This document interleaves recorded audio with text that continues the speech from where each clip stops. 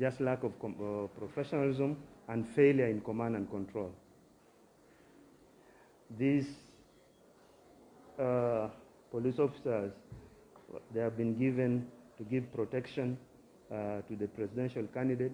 They should also coordinate with the commanders on the ground as much as they give protection to the presidential candidate. Of course, there are situations whereby you find some of the presidential candidates does not want to go by or go with the designated areas where they're supposed to go and have their rallies, and that's where the problem always come about. Others want to move within the market area, others want to move within the commercial center, and at times that disrupts business as you know. However, if the two, because if you are going into an AOR of somebody, what I mean by AOR is just an area of responsibility, the officer must report his presence.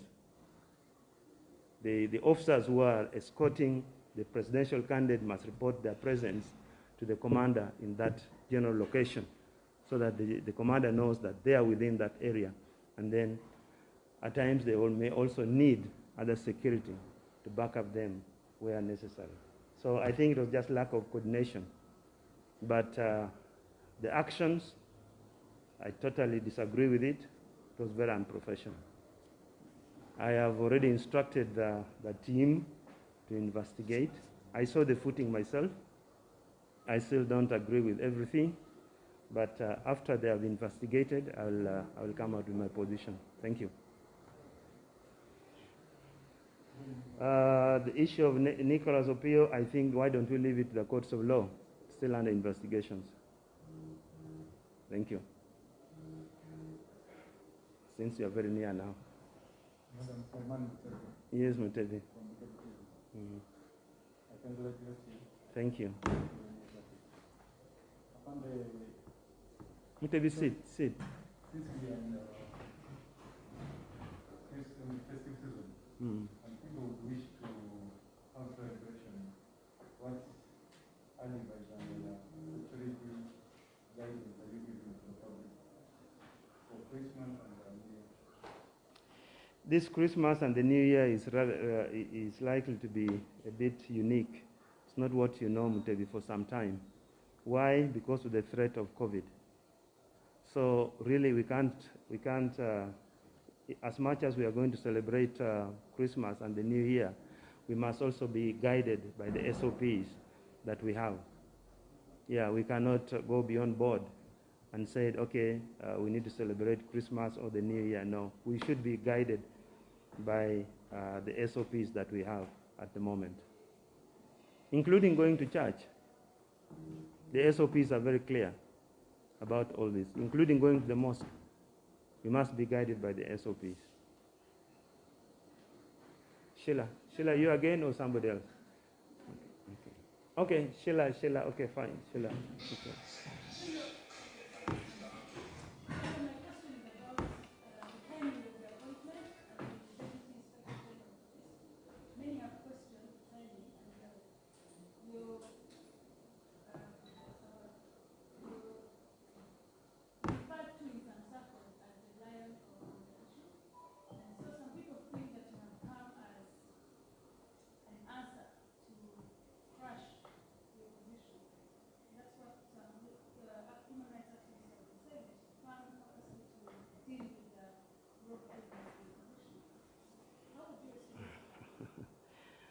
Sheila, yeah, true. I have also been reading that and also hearing that.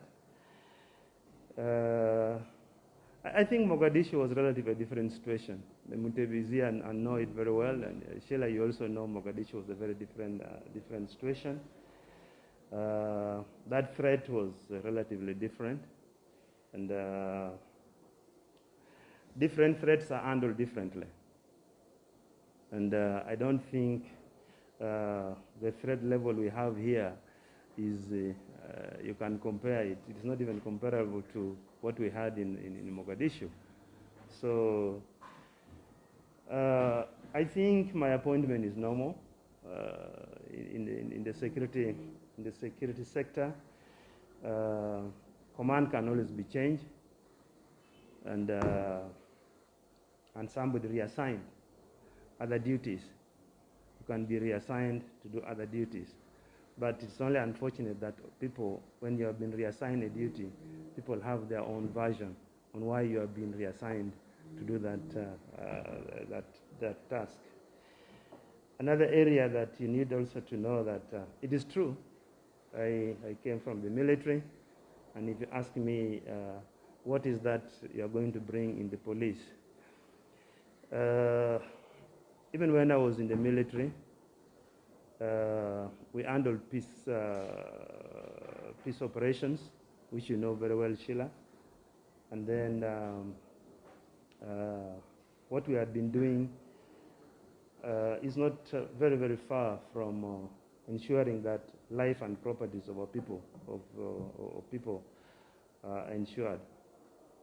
But of course, it's just a change in uniform. Threats in the 21st century emanates from within the population. All nations, if you look at nation states today, most of their threats, very few are across the borders. The threats are from within the population. So you find the security forces are always prepared to look at those threats which are emanating from within the population. How do you protect life and life of the people and the life and property of the people from within? So we have that background of training, and once we handle it very well, I think we can manage it.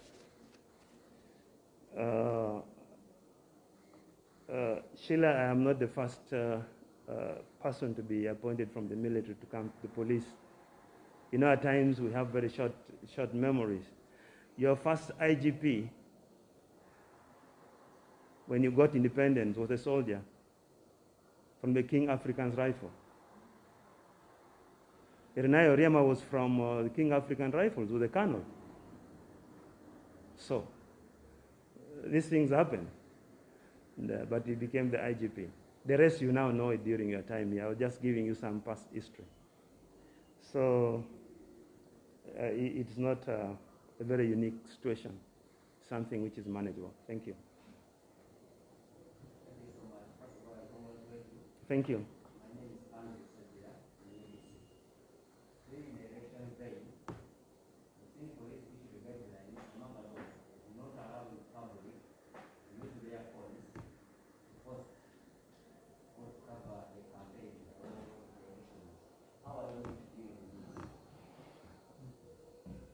I think that we shall, first of all, we are working very closely with the Electoral Commission. They also have guidelines to the election. And then they will advise us accordingly. And then with us also in the police, will ensure that you do not use some of your phones to commit crime. Once it's detected, then, because we have the capacity to detect it, there's no question about that.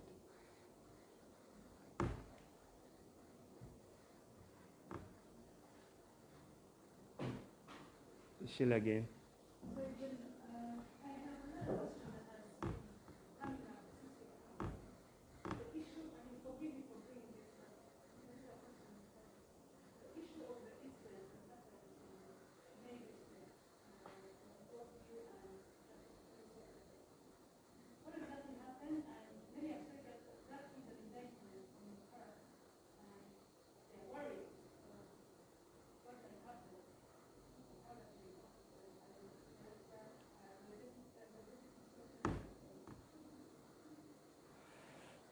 In an institution like ours, there's nothing personal.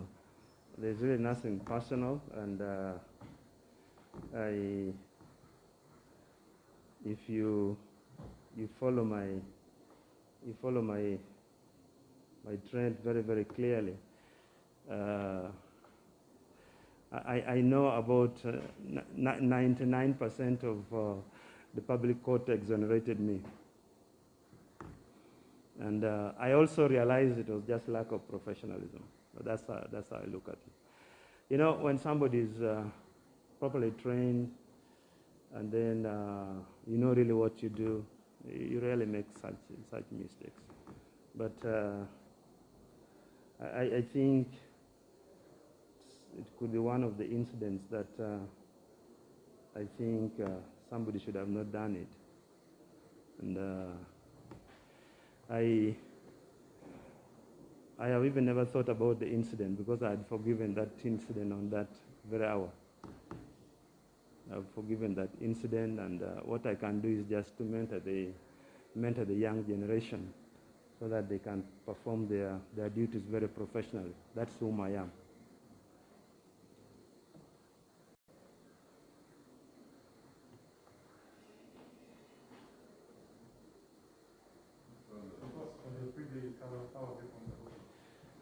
Being day 3, Mutebi, day 3 has always been hectic, but I'm trying to catch up with it very fast. I have a philosophy, and my philosophies are just very simple. I always, I listen, I learn, and then I lead. That is my philosophy. I always would like to listen, I would like to learn, and then I lead. And that is what I am doing currently. I am trying to listen from them. I'm listening from the Kasinjis. I'm trying to learn from them, and then I will always lead. So I'm trying to catch up with the pace, and so that, of course, the timings are unique. So I must always, I can't afford to walk. I can't afford to walk, I must run if I'm to catch up with the pace of the things which are happening.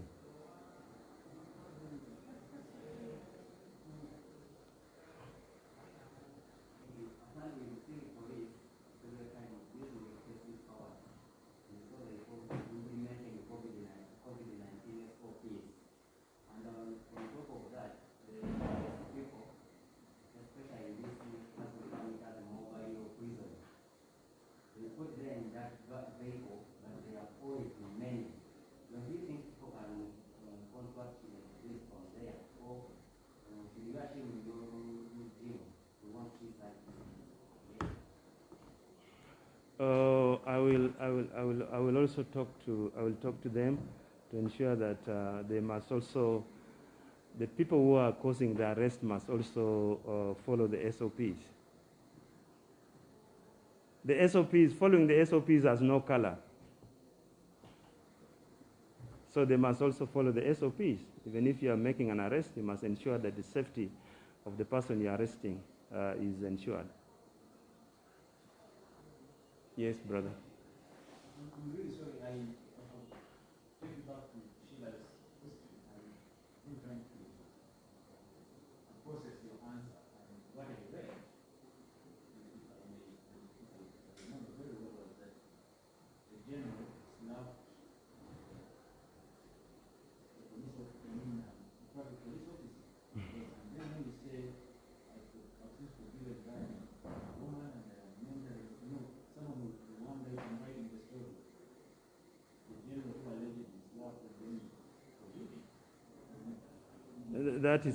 That is not true. You see, at times I'm not somebody who likes, because it is not true, and I would like to make this one crystal clear, that this general you see before you, I don't know if he knows even how to kill a fly. So slapping could even be too much for him. Yeah, but of course, you also only heard about that incident. You hear and that situation kept on going wild. But the truth of the matter is, it didn't happen like that. The truth of the matter is, I think And I've been talking to the police officers today that when you're operating and executing your duties, always try to be very, very professional in what you're doing, really. At times you find when you're not very professional, then people can blame you for whatever you do. And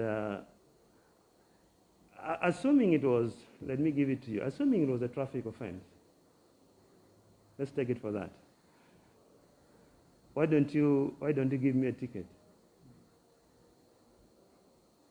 Assuming it was a traffic offense.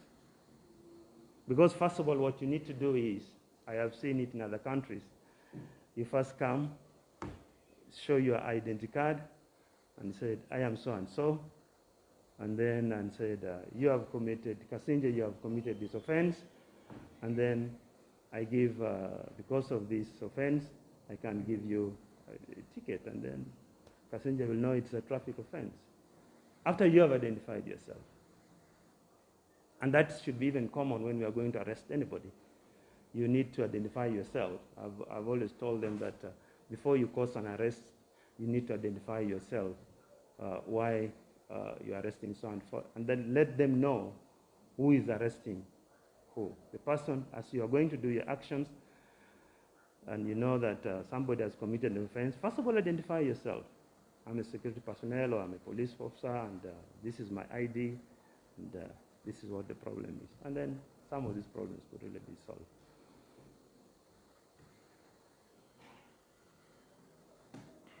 Sheila, again. Yes, my last question. I want to know from you, what's your take on the events of 17th and 18th November, where over 2 people are said to have died as a result of the start of the I was not in the country, Sheila. I'm sure you've been appraised, and hope that at least you have an idea of what's happened. But how can I have an idea, Sheila, when I was not in the country? Okay, so I wasn't in the country by that time. You know, I have been, most of the time I've been out of the country, and I was in, I think that time I should be in, I don't know, either in Khartoum or I was in Juba, and, doing other work, but I also read on the, at times I also read what you people write, and then see Sheila a lot on our TV. But I think the incident was uncalled for from both sides. And then one thing I would also love to tell Ugandan, security requires partnership.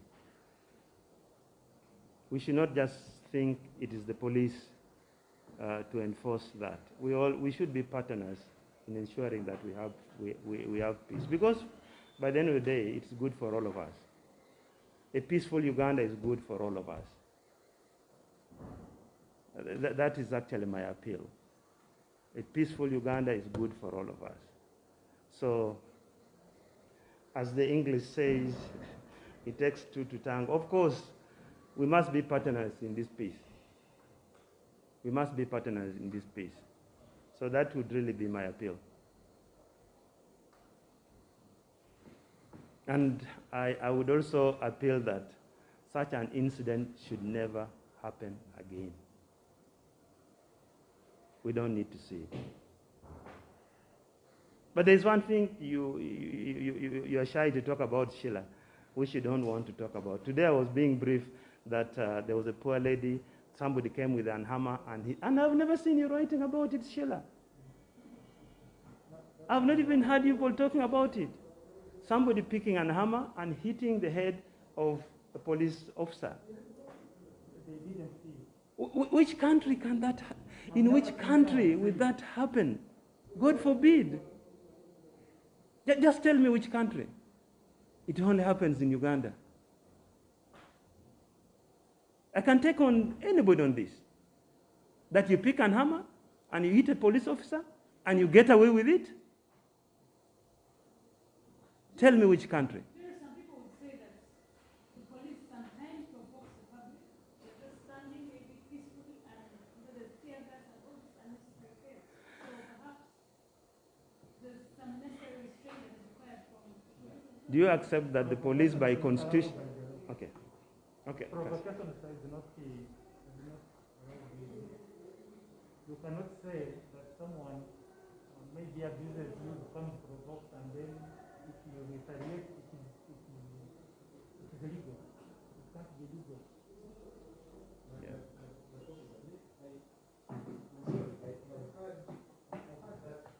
Since you said this is a conversation, Come again? since you said this is a conversation of some sort, I've had that narrative from security and government